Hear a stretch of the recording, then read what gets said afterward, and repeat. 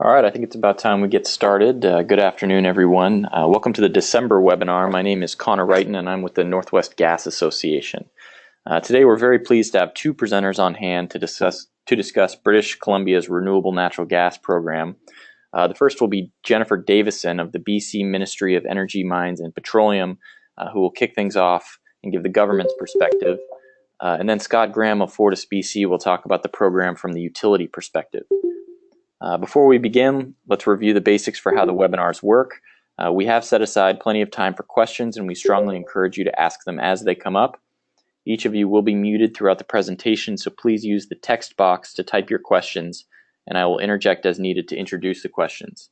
If you see the GoToMeeting control panel, which should be on the right side of your screen, there's a chat box near the bottom, which you can use for that purpose.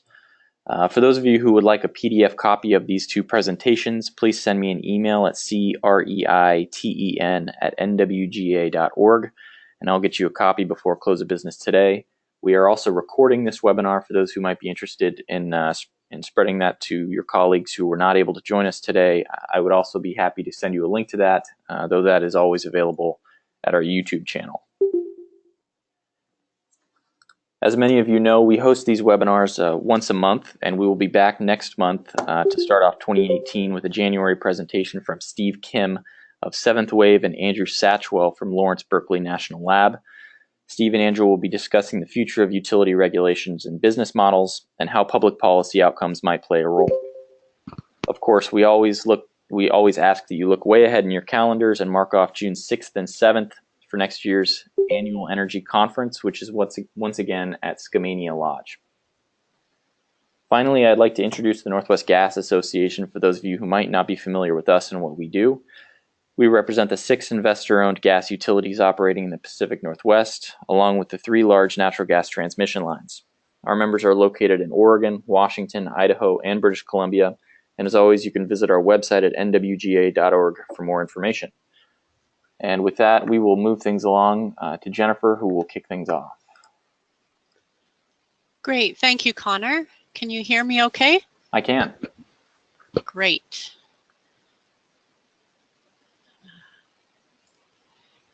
Well, good afternoon, everyone. Thank you for joining me today. I must say here in Victoria, it's clear skies and bright sunshine, and a great day to be talking about RNG in British Columbia. My name is Jennifer Davison, and I'm a policy analyst with the BC Ministry of Energy, Mines and Petroleum Resources. My ministry is responsible for British Columbia's electricity and alternative energy sectors. These include biomass, biogas, geothermal, hydro, solar, ocean, and wind. We had an election over the summer. My new minister is the Honourable Michelle Mungal, and our offices are located here in Victoria. I'm not going to go through each and every one of these, but I wanted to just demonstrate where we've come from in only the last 10 years. Our energy plan in 2007 set out a strategy for increasing investment in alternative technology. Later in 2010, with the Clean Energy Act, we are promoting choices with a lower carbon footprint. Under the Clean Energy Act, the greenhouse gas reduction regulation is focused on allowing utility programs specifically to target conversion or transition to lower carbon fuels. In 2016, the Pan-Canadian Framework set out a work plan for federal, provincial, territorial, and Indigenous partners to work together to develop a plan to achieve Canada's international climate change commitments. And finally, the very best part of it all, in 2017, we are very proud to announce we have Canada's first RNG RPA. So where have we come from? In Canada, in 2012, a coalition of natural gas utilities, biogas producers, technology suppliers, R&D, and federal and provincial governments assessed the current state of affairs of renewable natural gas in Canada and charted a way forward with the intent of Canada having a fully developed RNG marketplace by 2020. The Renewable Natural Gas Technology Roadmap set a vision of establishing a viable RNG sector. This market would help meet the energy needs of Canadians, support growth and innovation for business, and offer a solution to issues associated with waste and GHG emissions. This coalition was formed by utilities such as Gaz Metro, Fortis BC, Canadian Gas Association, the Ministries of Agriculture across Canada, pipeline companies, and other federal agencies.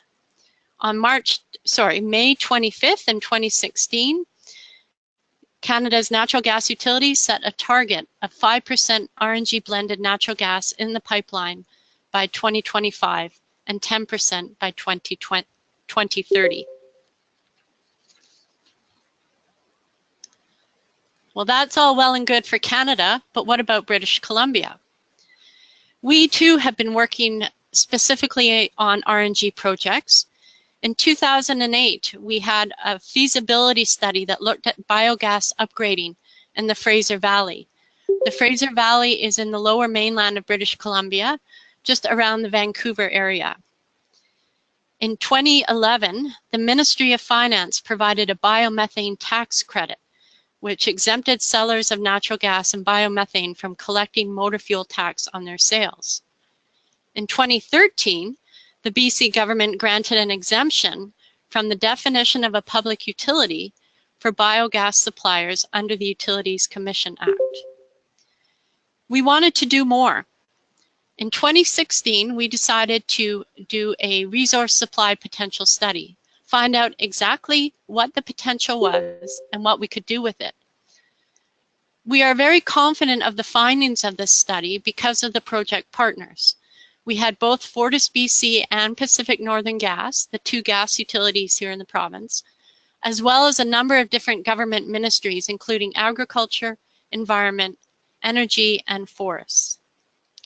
The objective of the study was threefold: conduct a study of the supply potential for RNG, survey the availability of waste products for producing RNG, and identify the achievable economic and technical potential for use in BC.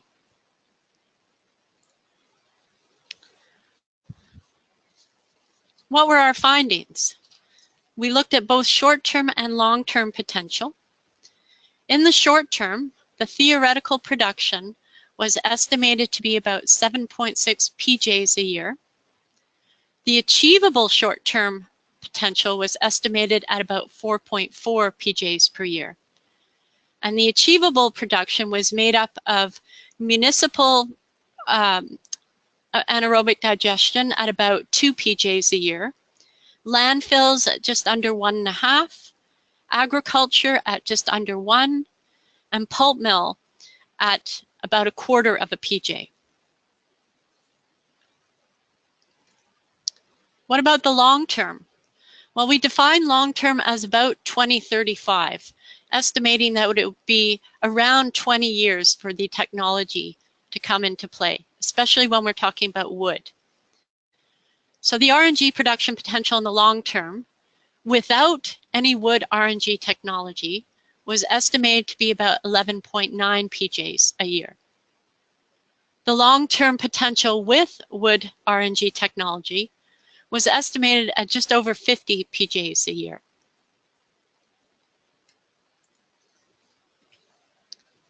Why is this important? Under our Clean Energy Act, we have tools that allow us to move forward on our emission reduction targets. The Clean Energy Act promotes choices with lower carbon footprint and supports the transition to low carbon fuels. What's especially important is under the Clean Energy Act, we have something called a prescribed undertaking. And a prescribed undertaking is a project, program, contract, or expenditure whose sole purpose is to help reduce GHG emissions in the province. Under the Clean Energy Act is the Greenhouse Gas Reduction Regulation. Now this regulation is targeted to our public utilities. That would be Fortis BC, Pacific Northern Gas, and BC Hydro. The regulation allows utilities to make expenditures and collect sufficient revenue in each fiscal year to recover their program costs. So utilities are allowed to spend ratepayer money on programs that help reduce GHG emissions, and we allow them to recover those costs in rates. The public utilities are still required to report annually to both the Minister and the BC Utilities Commission. And the programs are solely funded by the utilities. The province does not contribute any funding.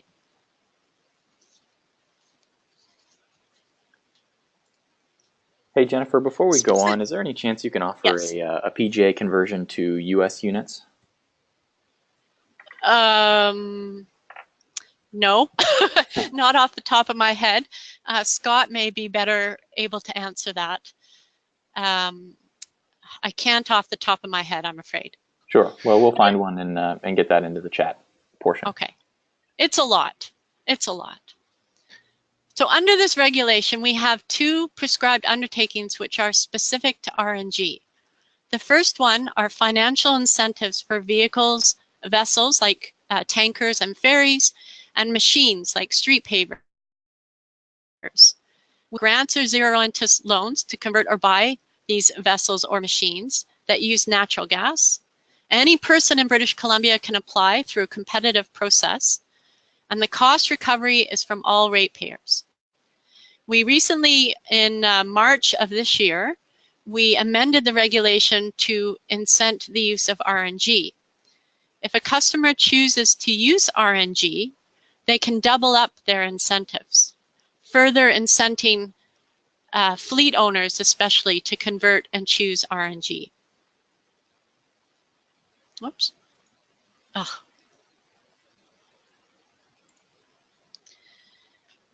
Recently, we also amended the regulation to specifically allow for renewable portfolio allowance. Now, a renewable portfolio allowance is similar in concept to renewable portfolio standard, but the main distinction is that the RPA remains voluntary. An RPA would allow a utility to provide a voluntary RNG program with regulated rates, and the cost would be borne across all utility customers. So the public utility is allowed to acquire RNG up to a price of $30 a GJ, subject to a volume cap of 5% of the 2015 total volume. And again, cost recovery is from all ratepayers, not just those receiving the RNG.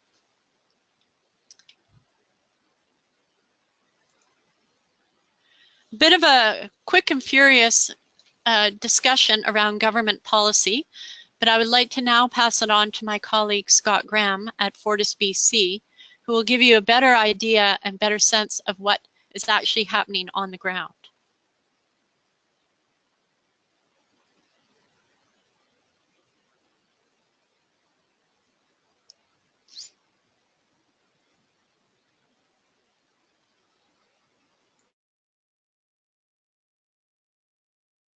All right. While we're getting this queued up, we do have a question here, and that is, so you said up to $30 a gigajoule, and over what period of time is that for? The RPA is for, Scott, help me out here, I think it was till 20... I want to say 10 years plus 5. Right. So 2027 and then 2032. There's 2 end dates. The second end date was chosen in the event that we introduce some kind of newer technology like wood waste based renewable natural gas. So the intention was to capture the ability, an idea that some of that technology could take longer to develop. So really 10 years is the real answer with a little star. Perfect, thank you. So we're seeing your screen perfectly. If you could just go full screen on that, I think we're in good shape. All right. And we're also seeing your GoToMeeting control panel there. So if you could minimize that, I think that would help us a little bit as well. There we go. Perfect. All right, everybody. So again, I'm Scott Gramm. I'm probably one of the few longest single threads in the gas utility related to the renewable natural gas program. So I think that's important that I recognize that there's been a lot of people working on this program for a lot of different years. I just happen to be the one that's kind of been associated with it the longest. So my name happens to be on the presentation, but something like this doesn't happen without a lot of cooperation from, and a lot of hard work from a lot of different people. Really the operations side, legal, regulatory, gas supply, marketing, sales, all those pieces, our customer contact centers all have to play a role here. And today I want to just talk a little bit about a pretty big topic. And so my presentation may feel like it rambles a little bit, but what I'm trying to do is do my best to give you an overview of where we're at and touch on a few of the different elements of the program historically, and ultimately end up with some lessons learned for you all, so that if you choose to follow or you want to follow this path, maybe I can help you out a little bit. There will be some time for questions at the end, and I've timed myself and it's a full 3-hour presentation, so sit back and relax. Cue laughter, Connor. Okay. We're all muted, but I assure you I'm laughing. Sorry guys, I just couldn't help myself. All right, okay, let's jump in here. Right, the obligatory slide about Fortis BC, for those of you who don't know, about 1 million plus customers, very roughly 1 million customers, and we serve this territory that's kind of roughly the shape of a T-bone steak in British Columbia, which also happens to be where most of the population is in our province. We do a lot of different things, including electricity distribution and generation. And I'm going to talk about this tiny little piece of our company, Renewable Natural Gas. So the common question I get is why? Why in the world are we doing renewable natural gas? And where does it come from? Now, funny enough, that question is a lot less common today than it was 5 years ago. But there's really kind of 4 key reasons. Jennifer hit on it a bit. If you remember her slide, back in 2007, the provincial government published sort of a clean energy policy. Now that policy really was aimed at reducing carbon in the province at a very broad level and high level. So we as a natural gas utility said, well, how do we play in that space? What do we do? And a bunch of smart people got in a room and came up with a way to address that strategy. And it started with conservation and energy management, the idea of reducing energy use at the end reduces carbon, something we call alternative energy services, or building energy systems that are potentially a little less carbon intensive than traditional natural gas. Natural gas for transportation, which can displace a higher carbon fuel like a diesel or a gasoline with natural gas. And finally, this little, again, this love of my life, renewable natural gas. So really government policy is kind of shaped really, and was really kind of, I'll say, the nudge we needed to look at this program. Now, along with the government really is a reflection of the people. So what we saw was customers. More and more were kind of saying, hey, Fortis, what are you doing about the environment? Do you care about the environment? I do. Is there a way I can participate? How can I help? So there's that expectation of choice. There's that expectation that we as a gas utility are doing something. And honestly, what we found over the last few years, by offering choice, by offering an option, this has been a powerful sort of customer retention tool. Even those customers that would maybe say, hey, you know what? I don't need to participate in the renewable natural gas program, but I think it's a great idea. So I think you're a great utility, so I feel good about paying my gas bill every month. That's an important statement to be able to make. We've also been able to use this program, funny enough, empirically, to be able to attract customers. I talked to a small microbrewery just a year ago, and he said, I would not have a natural gas meter on my building if it were not for the fact that I could participate in the RNG program. So that's a powerful statement. Again, so those of you in the gas utility business get that immediately. A meter on a building is an important thing. means one more customer. It means we're spreading out our costs of our delivery system. This idea of the link also was really conceptually, we wanted to take our destiny in our own hands. We saw customers and we saw suppliers.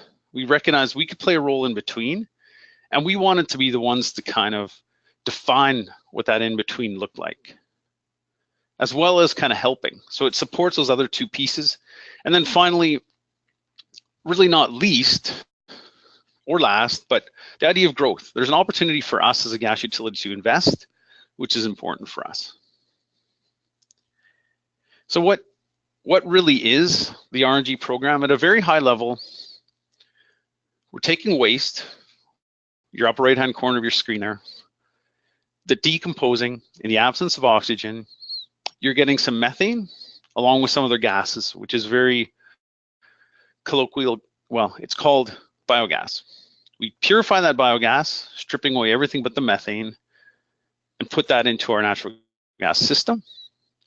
That natural gas system is now displacing conventional natural gas, and customers can participate and be a part of that program by paying for that renewable natural gas. So that's my 30-second view. I'm going to dig in a little more. I'm going to talk a bit about the customer side and the supply side to kind of give you all just a bit better of a picture. So as Jennifer's talked about government policy, so too did our program evolve with respect to kind of our regulatory construct. Okay, so back in 2010, when we started down this path, there was no price for renewable natural gas. And ultimately, we convinced our regulator to start small. And that's an important thing, and I'll come back to that later. But the regulator, they're forced to look at projects like these through an economic lens, and they really have their hands tied. They can't just raise rates for the sake of raising rates. So again, this is where everything kind of worked together. The fact that we could point to government policy that said, the government thinks this is a good idea. At the same time, we could tell the regulator, hey, we're going to try to limit the impact on our customers by having a limited price cap and a limited volume cap, and we're going to see what happens. So we started with this 2-year program, which, no surprise to any of you looking back, turned into a permanent program with an increased volume and the same price, more projects, and kind of culminated most recently 2017 with this GGRR, or this regulation that the government put in place, which really, I'm using my air quotes, turns into renewable portfolio allowance. Like, practically speaking, that's what it is. The government's saying, yep, you can spend up to $30 a gigajoule. Just converting that for you there on the slide as well. It's about 10 cents a kilowatt hour or $100 a megawatt hour. Okay. And I want you guys to all hold on to this one little tiny piece, which is, this is the supply side price. Okay. I'm going to talk a bit about the customer side here momentarily, but on the supply side, we may pay up to $30 a gigajoule and purchase up to 9 petajoules. Okay, and just if someone hasn't done the math, a petajoule is approximately 1 million gigajoules, and a gigajoule is about, I get it, sometimes I get it wrong. It's about roughly an MMBTU. Okay, so I think it's an MMBTU is slightly bigger. So we'd be slightly less than 9 million MMBTUs per year. Okay. So on the supply side, structurally what happens and physically what happens is you have these sources of waste, gas gets purified, and this slide really is, we're talking about the Fortis participation in this program. Okay, how does Fortis participate?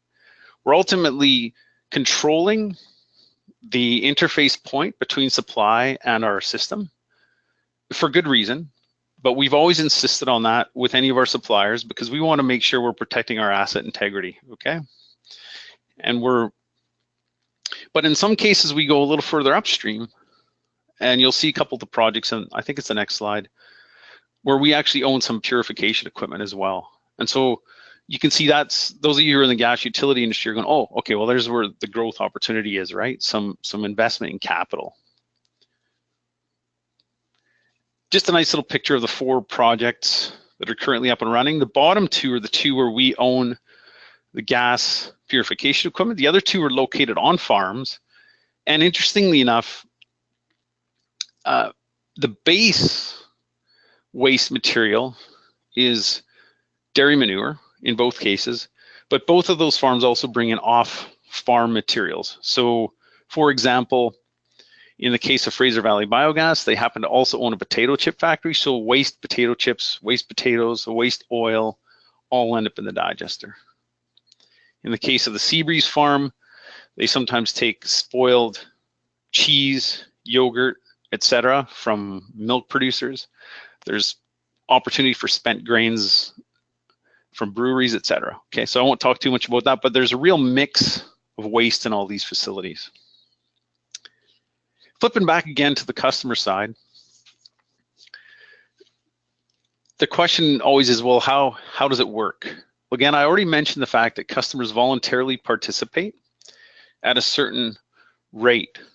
Now, go back to your memory banks, that $30 a gigajoule is the maximum price we pay for supply, but the price we charge our customers is just over $10 a gigajoule, okay? So in the future, if we were to pay a full $30, it could be a $20 gap. And that's where the government regulation comes into play. That $20 gap is covered by the remainder of our customers potentially, right? So this is really not a pure renewable portfolio standard, it's more of a hybrid, where we as a gas utility are trying to sell as much of the gas as possible to voluntary customers at a voluntary price, which is a little higher than regular natural gas or conventional natural gas, but potentially lower than the full cost of acquisition. Okay, so that's the way this program works. I hope that makes sense. On the customer side, very clear evidence that the program is gaining momentum and has grown year over year. Okay, so the graphs there, you can see the numbers. And just for the, if there happens to be anyone on the customer side of things, just to show you a sample bill, the renewable natural gas is built right into the bill. And the biomethane credit, by the way, that Jennifer mentioned, if that kind of slipped past you, is in the lower part of the bill where you get a tax credit essentially on your natural gas bill. So that was all built into the system from early on in the program, okay, when we started signing up customers. There's a nice little number in terms of greenhouse gas savings, which is an important number again when we tie this back to policy and the real reason this whole program exists from the government perspective. So just a note again today. Okay, so I mentioned the fact that there's the selling price for renewable natural gas today for the commodity only is about $10 a gigajoule, just a little over that. Okay, so what that means compared to conventional natural gas, when you convert this to dollars per kilowatt hour, is significantly more, again, than conventional natural gas. But when you compare it to electricity, especially in our service territory, it compares very favorably, okay? So we're not fooling anyone though, right? We all know it's all open, that price is, it's not the full cost of what we're paying today, but it's a pretty good chunk of what we're paying today. And the next slide here just kind of says, you know what? You may be thinking, sure, that's a great idea for someone that loves the earth and they want to do some good, but what about the businesses, people that have to make money? Well, this slide just kind of says, yeah, these are businesses that make money.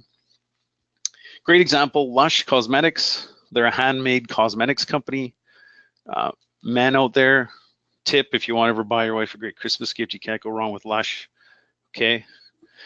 But they pride themselves on sustainability, handmade cosmetics, and they've actually signed up for 100%. So in other words, that means every gigajoule we sell to them, they pay that commodity price of about $10 a gigajoule or $10 an MMBTU, compared to under $2 for conventional natural gas, right? And so that's the equivalent of about 1,000 kind of residential customers. Okay, so they're pretty big customers. So they're saying yes with their actual wallets, with their actual checkbooks. Another kind of unique customer of note is the University of British Columbia, who's just recently said yes for a 10-year contract. Now, I know in the US especially, RINs are volatile, they move. So this is probably a fairly new concept or an idea, this idea of someone signing on for a 10-year term. Okay, so this is still sitting in front of the regulator today, but there's an interim rate approval for this, so ultimately conceptual approval for this contract. We expect that'll work its way through the system here in the next month or two. But again, the University of British Columbia, long-term contract. So they're saying 10 years, yes, we're gonna pay a premium on our gas. That's pretty powerful. Okay, Scott, so you have all this demand, now what about supply? So yeah, we're working on that too. And in fact, that's where I'm putting pretty much all my time today.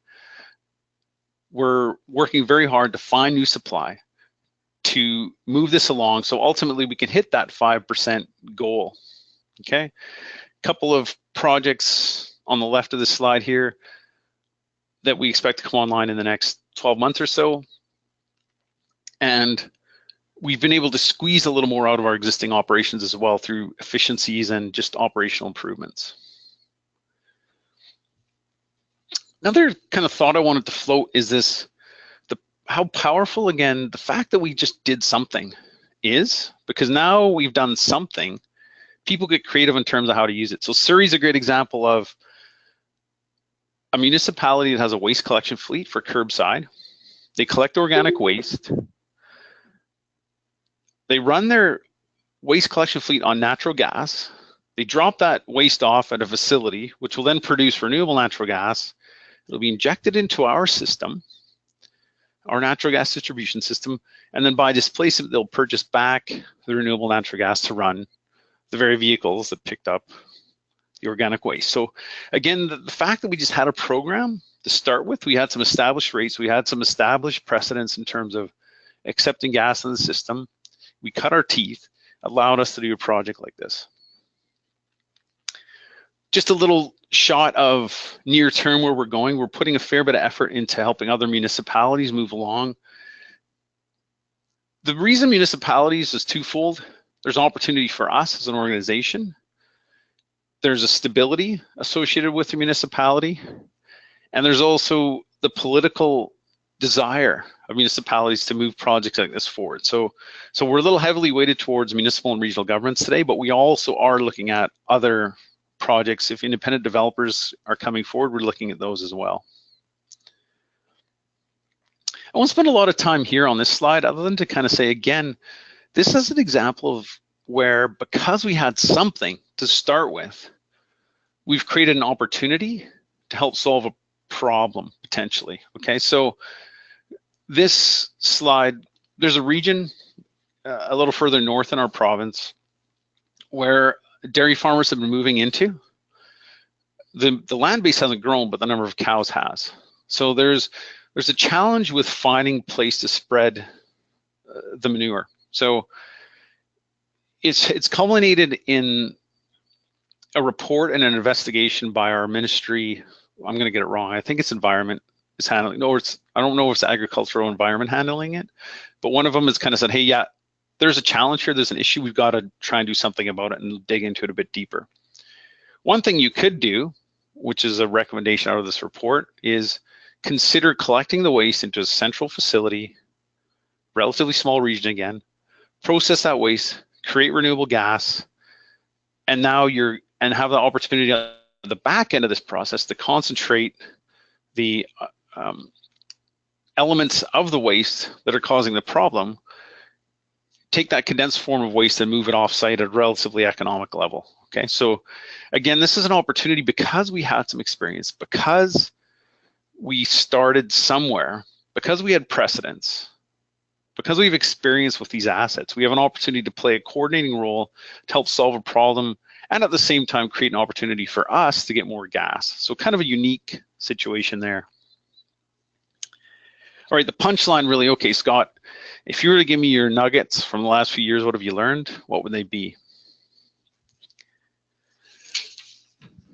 I think number one, really stakeholders. Okay, so that would include local, regional, municipal governments. And the idea that everyone kind of has to be on board for this, okay? So everyone has to have a reason to do it. Everyone has to be engaged because they're all gonna have different needs. So engage your stakeholders early and try and get some common understanding. My little gear and wrench there is meant to imply integration, okay? These projects, even if you as a gas utility say, hey, we just want to accept gas on our point, there's an interface there. And you've got to recognize that upstream of that interface point, you have a complex system. You have biology involved, you have potentially digesters, you may have movement of waste, you may have movement of liquids, other gases, flaring. So there's an integration aspect of this that can't be undersold. And it can trip you up if you're not kind of asking the right questions early. The gas meter is meant to represent asset integrity. You know, we started with, that's where we started, was we got confident that if you're cleaning this gas up properly, monitoring it, you're gonna have no problems in your system. And the fact that we've been injecting gas for over 7 years now without incidents, it should say something, okay? So asset integrity can be maintained. It's not a problem provided you're cleaning the gas up properly. The cow and the waste pile is meant to kind of, again, it's an upstream question. Making sure that the people coming to you with these projects, or if you're going to do the projects, are understanding the other issues. How are you transporting waste on site? How are you dealing with digestate? What's the actual energy content of that digestate? How does mixing it affect it? Okay, so having a good understanding of the inputs and ultimately the gas production and the reliability of that gas production, and then what you're going to do with the waste are all important things. Understanding your customer. And customers have been one of our biggest allies. Like I showed you the slides earlier. Customers love this kind of stuff. They talk about it, they get it. It's really easy. Cow smells bad. That bad smell goes into gas, means we use less gas. Easy, get it, no problem. So they can advocate for you in this kind of a process. If there's any government people on the line other than Jennifer, and I think she made it pretty clear, RNG friendly policy is pretty painless from an actual dollars and cents perspective.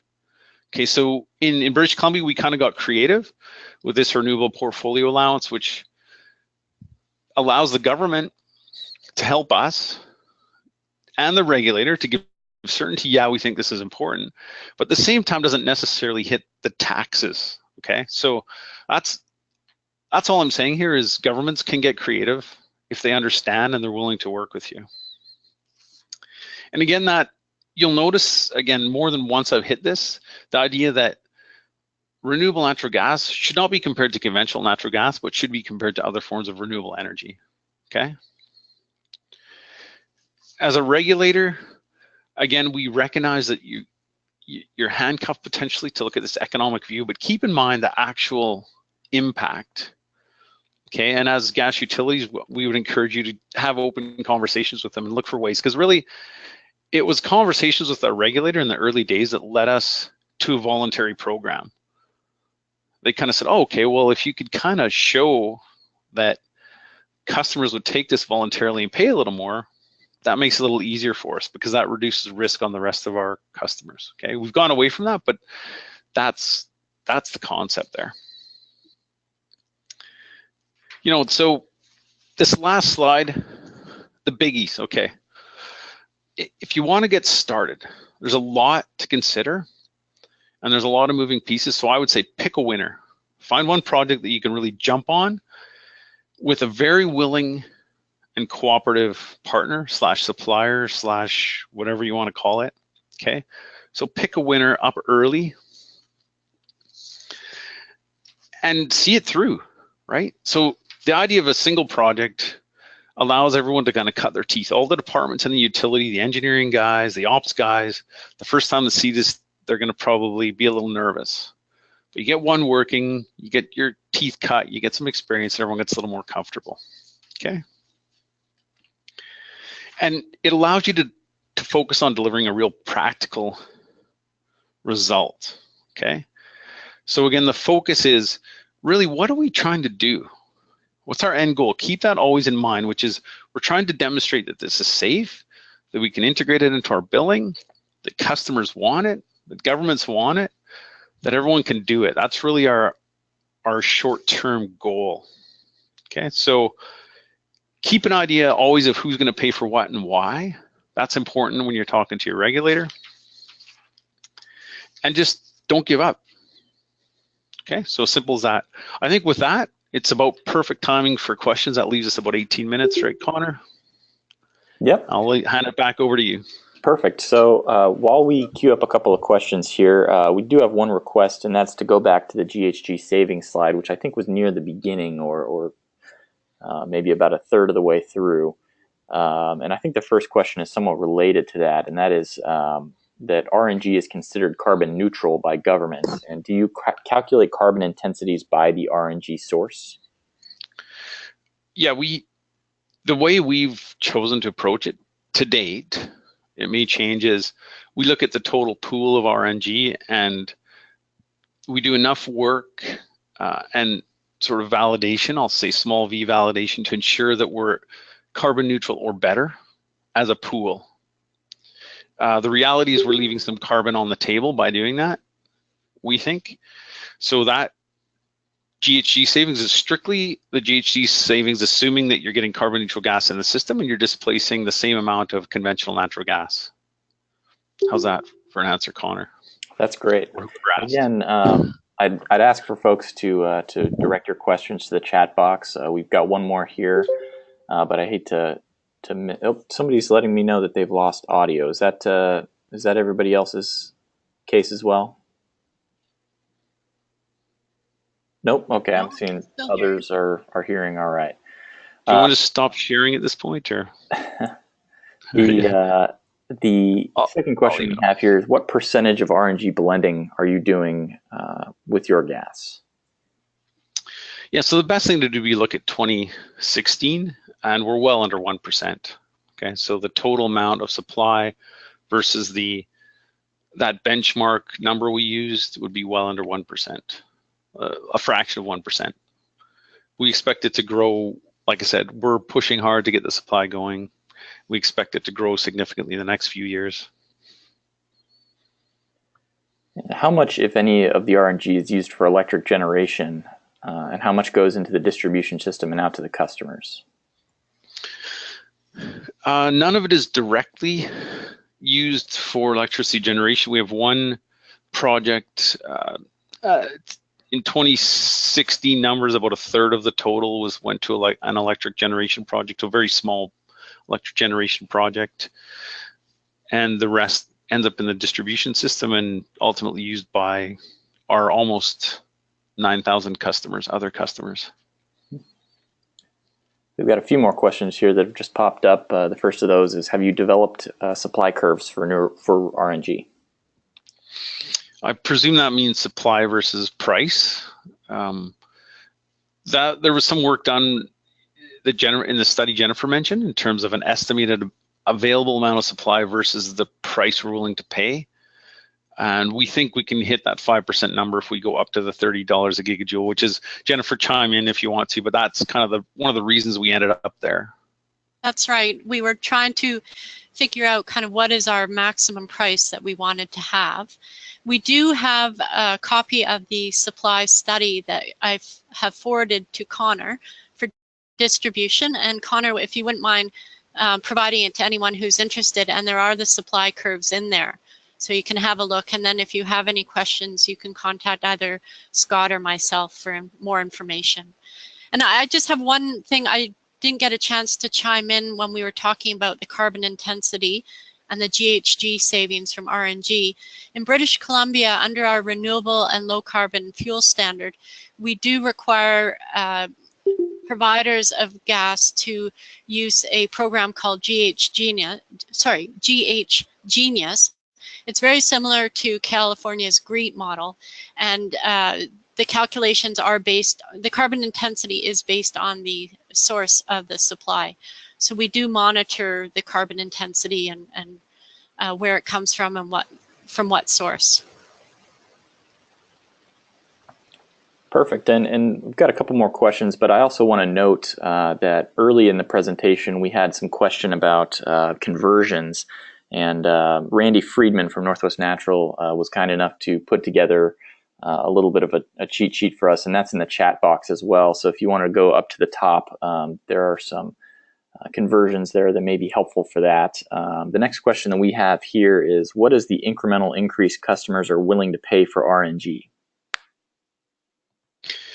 You know, it was a little bit of a shot in the dark, quite honestly, but I'll walk you through the way we've settled.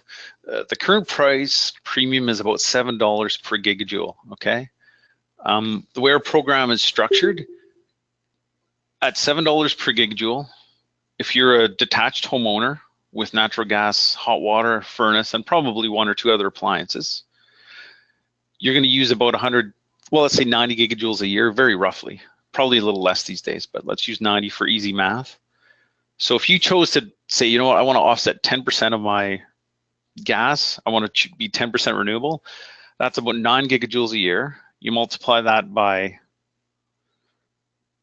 $7, that ends up at $63. You divide that by 12, it's about $5 a month. So that's in the residential space, that $5 a month number, you know, the classic compared to Starbucks cup of coffee, seems to be pretty nice number.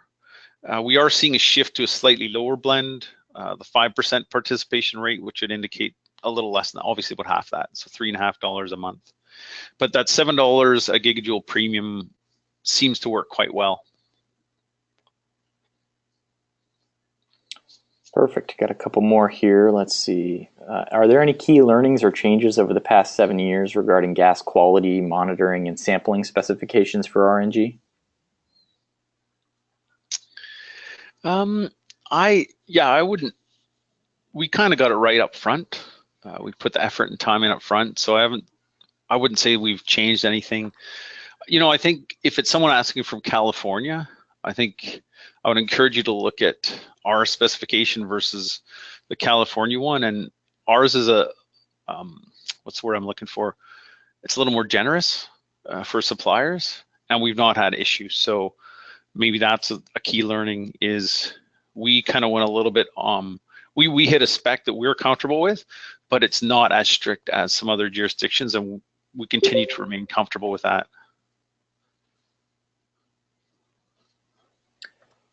What are some of the early integration questions that should be raised for some of these other states? I'm assuming you mean do you mean integration to the utility? Integration as a facility, sort of the digester talking to upgrader, or do you mean integration inside the natural gas utility where you're talking about operations people getting comfortable with it? Would you mind just telling me which of those three? Into the utility. Yeah, I think know your stuff. When you go to an operations guy that's going to say, or gal, it's going to say, I don't want that stuff in my pipeline. Have your data that shows, hey, here's where it's been done. Here's the gas quality. Here's what they're doing to monitor it. We're going to be fine, right? There's that aspect of it. And then there's the, like, don't oversell it. Just be factual and be patient and answer all the questions, because the questions will come up over and over again from every different group you talk to. So, you know, have a plan, have your answers, be prepared to keep answering the same question more than once. Great, and we've got our last question here. Have there been any studies conducted to understand the benefits of taking organic materials out of their normal waste streams?